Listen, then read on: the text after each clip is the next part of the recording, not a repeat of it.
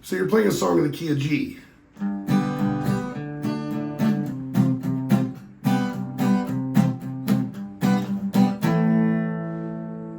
You're wondering, what's it doing here?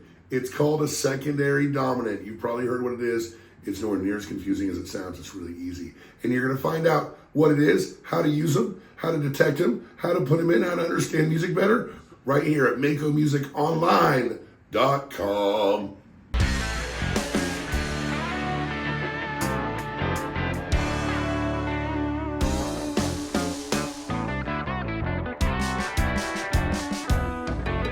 So, we know, hopefully you know by now that each major scale has a set of chords that go with it.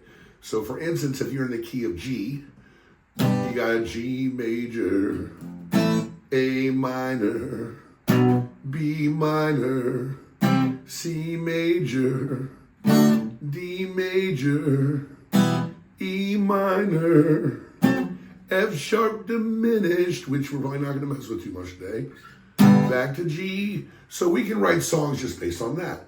1, 5, 6, 4 would be the first chord, fifth chord, sixth chord, fourth chord. And we play a song about a city girl, or we play a song about lipstick stains, or we play a song about being yours, or many other songs use that progression. So if that's all you've got, which is in scale chords, you're going to play some perfectly serviceable songs. You're going to write some perfectly decent songs. But it's chords outside the scale that are made to sound good through context, which makes a lot of music great. And the first step, the easiest step, done in songs like the song I opened with, Blackberry Blossom, which is a traditional song that's many, many years old, that I can even say the name of because it's that old, has a secondary dominant. So what's a secondary dominant? How do we use it?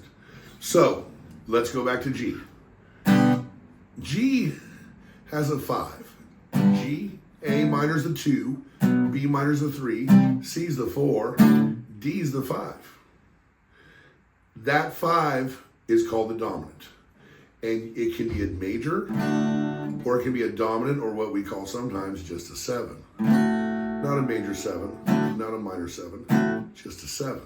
So we can take that chord, that's the 5, and that chord wants to become the 1. That's all it wants to do. So that's why when you see really any song in G,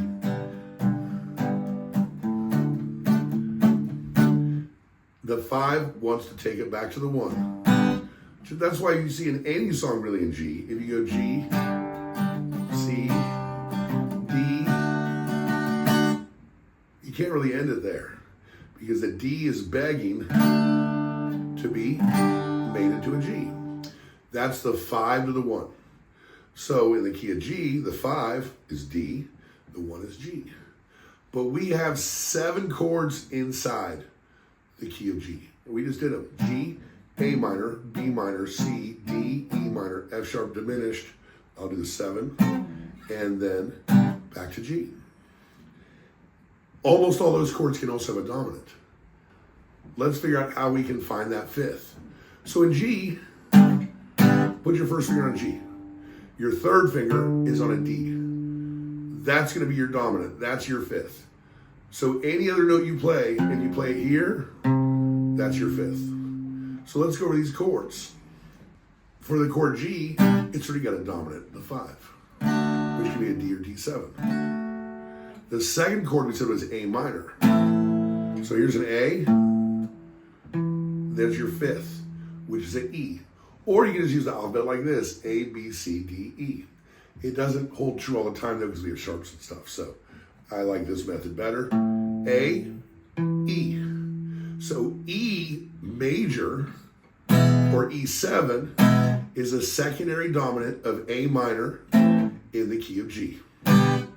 So in the key of G, you got a G, A minor, and we can actually use that 5 of A minor, which is E, or E7, which we'll do now.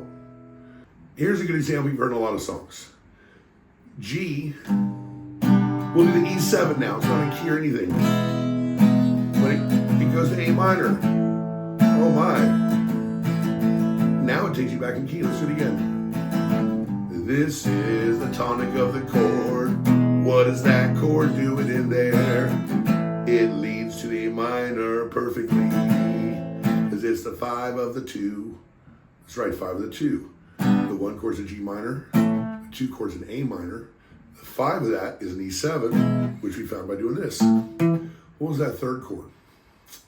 The 3rd chord in G was G, A minor was a 2, B minor was a 3. So what's the 5 of B minor? Well, here's your B, F sharp. So F sharp 7 or F sharp major, leading to the B. Generally, when you play these out of key secondary dominants, they're going to lead you into the chord we're talking about, whatever it's the 5 of. So if we're in G,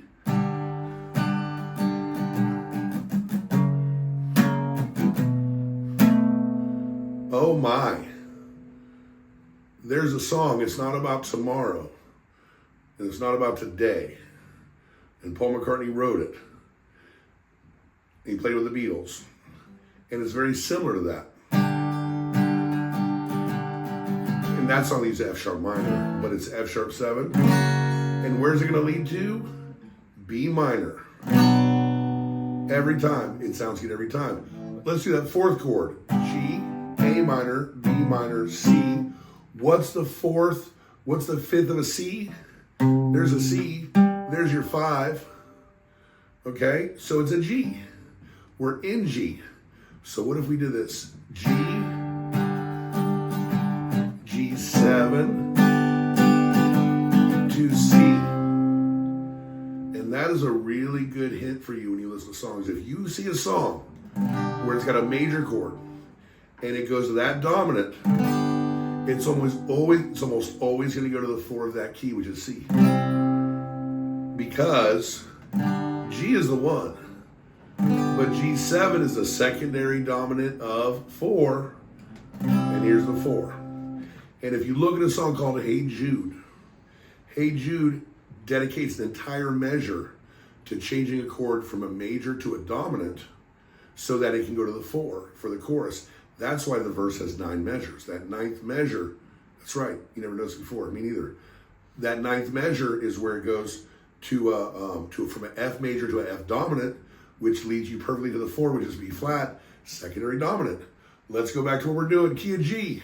G, A minor's the 2, B minor's the 3, C major's the 4, and D is the 5. So the 5 of 5, that's a D, that's an A.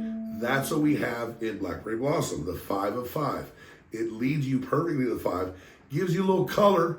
Remember, chroma means color. So if I do G, D, C, G, C, G, secondary dominant, 5 of 5, to the 5 to the 1, because the 5 loves being the 1. That's not right. I messed up. Do it again. What the world? 4, 1, 4, 1, 5 of 5 to the 5 and back to 1. Easy, right? So the last one we're going to do, and I'll tell you why it's the last one we're going to do in a second, is the 6th chord. G is the 1, A minor's the 2, B minor's the 3, C major's the 4, D major's the 5, E minor's the 6. E minor's the 6. So what's the 5 of 6? Here's an E. It's a B. So B major or B7 is a secondary dominant of E minor. It's the 5 of 6.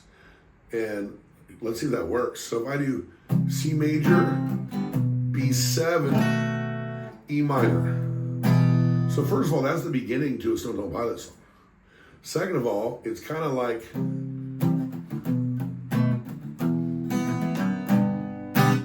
not just the one of us, but you know, because we got a C, we go to B7 because it's got that natural down thing where it's the bass line's moving down a half step, but it's not a B minor, it's a B7, which leads you perfectly to an E minor.